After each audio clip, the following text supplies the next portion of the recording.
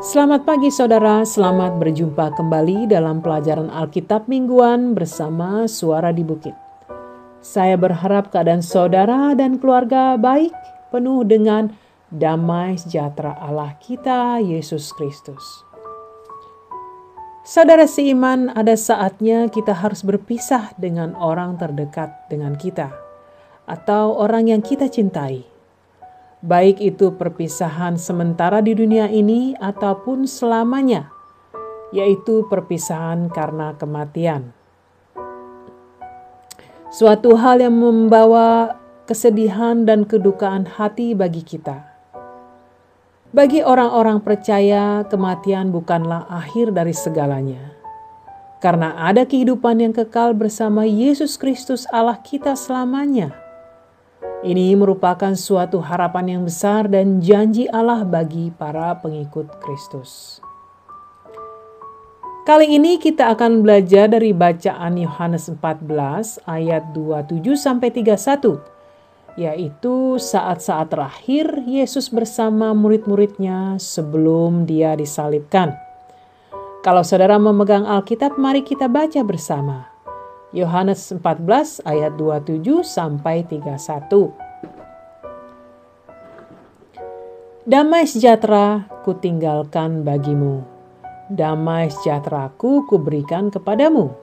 Dan apa yang kuberikan tidak seperti yang diberikan oleh dunia kepadamu. Janganlah gelisah dan gentar hatimu. Kamu telah mendengar bahwa aku telah berkata kepadamu, aku pergi, tetapi aku datang kembali kepadamu. Sekiranya kamu mengasihi aku, kamu tentu akan bersukacita, karena aku pergi kepada Bapa-Ku. Sebab Bapa lebih besar daripada aku. Dan sekarang juga aku mengatakannya kepadamu, sebelum hal itu terjadi, supaya kamu percaya. Apabila hal itu terjadi, tidak banyak lagi aku berkata-kata dengan kamu, sebab penguasa dunia ini datang dan ia tidak berkuasa sedikit pun atas diriku. Tetapi supaya dunia tahu bahwa aku mengasihi Bapa dan bahwa aku melakukan segala sesuatu seperti yang diperintahkan Bapa kepadaku. Bangunlah, marilah kita pergi dari sini. Saudara seiman, Tuhan Yesus mengajarkan hal ini pada murid-muridnya pada saat mendekati saat kematiannya di kayu salib. Waktunya telah dekat dan dia harus kembali kepada Allah Bapa. Saat itu di perjamuan makan malam terakhir, dia menegaskan kembali misteri kasih Allah Bapa yang belum seutuhnya dimengerti oleh murid-muridnya. Dia mengerti segala rasa ketakutan dan ketidakpahaman yang dirasakan oleh mereka. Dia mengajarkan dan menjanjikan damai sejahtera Allah yang tidak dimengerti oleh orang-orang di dunia yang tidak mengenal Dia. Di dalam perbincangan yang begitu serius, mereka masih belum dapat memahami perkataan Kristus. Dia berfirman di ayat Yohanes 14 ayat 25-26 yang tertulis, semuanya itu kukatakan kepadamu, selagi aku berada bersama-sama dengan kamu, tetapi penghibur yaitu Roh Kudus, yang akan diutus oleh Bapa dalam namaku. Dialah yang akan mengajarkan segala sesuatu kepadamu dan akan mengingatkan kamu akan semua yang telah kukatakan kepadamu. Saudara seiman, murid-murid Yesus dipersiapkan untuk menjadi saksi-saksi atas hidupnya.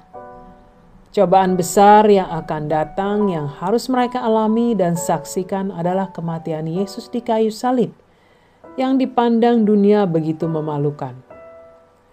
Yesus sangat mengasihi mereka dan Dia tidak membiarkan mereka sendiri tanpa pertolongannya. Dia mengutus Roh Kudus, roh kebenaran dan penghibur untuk menguatkan iman mereka. Melalui segala firman Allah, Roh Kudus akan menerangi dan mengajarkan kebenaran di hati dan pikiran mereka.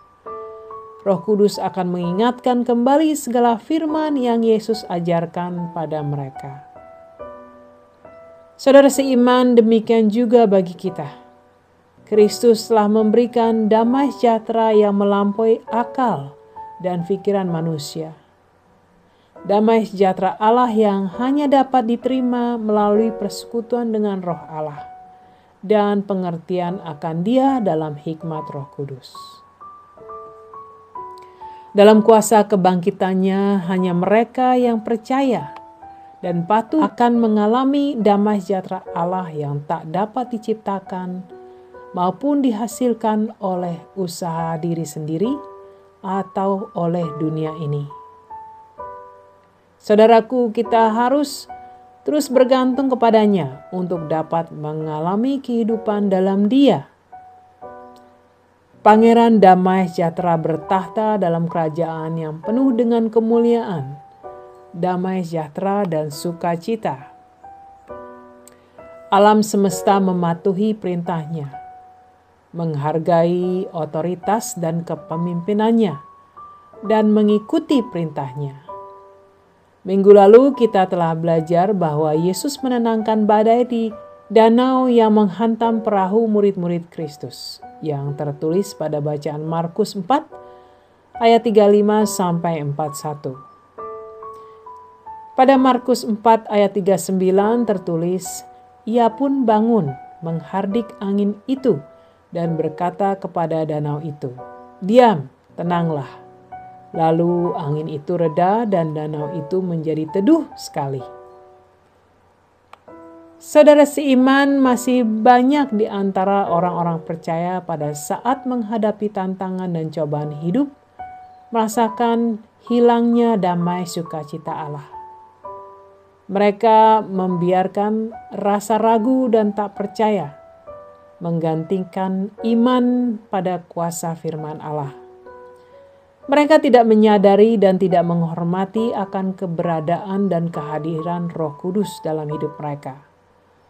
Memandang remeh akan kemampuannya yang dapat membimbing mereka dalam menjalani masa-masa yang sulit. Banyak yang masih mencari jawaban dan nasihat dari orang lain, sementara Roh Allah selalu siap menolong, kalau saja mereka mau berdoa dan memohon petunjuk.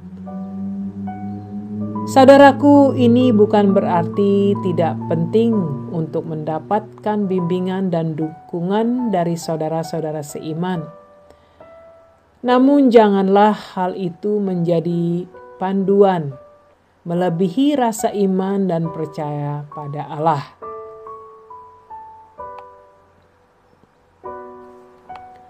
Keraguan di hati manusia timbul karena ketidakpahaman akan kasih Allah.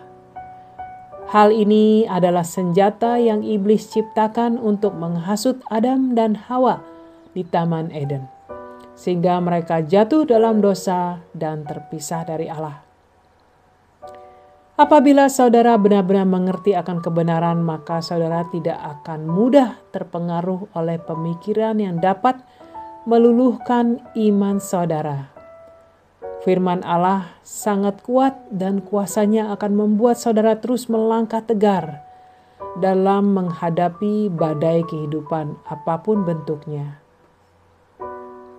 Rasul Paulus menuliskan pada bacaan Efesus 3 ayat 18-19 yang tertulis, "Aku berdoa supaya kamu bersama-sama dengan segala orang kudus dapat memahami betapa lebarnya dan panjangnya dan tingginya dan dalamnya kasih Kristus dan dapat mengenal kasih itu, sekalipun ia melampaui segala pengetahuan. Aku berdoa supaya kamu dipenuhi di dalam seluruh kepenuhan Allah." Yesus telah menaklukkan segala situasi dan kondisi yang mungkin saudara alami. Dia mengetahui segala kelemahan dan kelebihan saudara. Namun bukan berarti saudara bergantung pada hal ini. Kuasa kasih-Nya lah yang saudara butuhkan setiap saat saudara bernafas, di setiap waktu saudara terbangun, dan di setiap situasi yang saudara hadapi. Saudara harus terus memusatkan hidup saudara pada kasih Allah untuk bertumbuh dalam kasih dan pengetahuan serta hikmat akan Kristus yang dapat memberikan kekuatan pada saudara untuk melangkah pada jalan dan rencananya. Nabi Yesaya menubuatkan akan kedamaian dan keyakinan akan damai sejahtera Allah dalam kerajaannya. Yesaya 32 ayat 17 tertulis, "Di mana ada kebenaran, di situ akan tumbuh damai sejahtera. Dan akibat kebenaran ialah ketenangan dan ketentraman untuk selama-lamanya." Saudaraku, pada saat badai datang dan menyerang perahu damai sejahtera saudara, janganlah saudara mencoba menghadapi pertempuran itu sendiri. Ingatlah Juru Selamat kita, Yesus Kristus, sebagai satu-satunya tempat kita berharap. Dalam ketenangan, saudara harus berdoa dan mengingat bahwa tak ada yang mampu memisahkan kasih Allah dari hidup saudara. Dia tidak akan pernah meninggalkan saudara dan akan memberi kekuatan dalam menjalani kesulitan dan memberikan pertolongan yang saudara butuhkan. Belajarlah untuk tidak menggantungkan segala daya upaya dan kemampuan saudara untuk menyelamatkan diri, namun percaya sepenuhnya pada Allah yang Maha Kuasa dan akan segala keputusannya. Maka damai sejahteranya tak akan berakhir, akan terus kembali mengisi hati dan jiwa saudara, yaitu damai sejahtera sorgawi yang tak bisa diberikan oleh dunia. Mari saudara, mari kita berdoa. Allah Bapa di sorga yang suci dan penuh kasih, Allah yang berkuasa atas segalanya, kembali kami datang untuk memuji-Mu Allah dan bersyukur atas kasih-Mu dalam hidup kami. Engkau Bapa telah menganugerahkan damai sejahtera Allah dalam Yesus Kristus yang tidak dimengerti oleh dunia, namun dapat dimengerti dan dirasakan oleh anak-anak Tuhan, yaitu mereka yang percaya dan telah menerima keselamatan-Mu Bapa. Aku berdoa untuk saudara-saudara kami yang sekarang sedang menghadapi cobaan hidup, yang merasa ragu atas kasih-Mu, yang merasa hampa dalam hati dan hampir putus asa. Aku mohon Bapa, penuhi hati mereka dengan damai sejahtera-Mu. Biarlah mereka dapat mengerti bahwa Engkau selalu bersama mereka dalam roh, kasih, dan kebenaran. Terima kasih Bapa, kami imani bahwa Engkau mendengar doa-doa kami.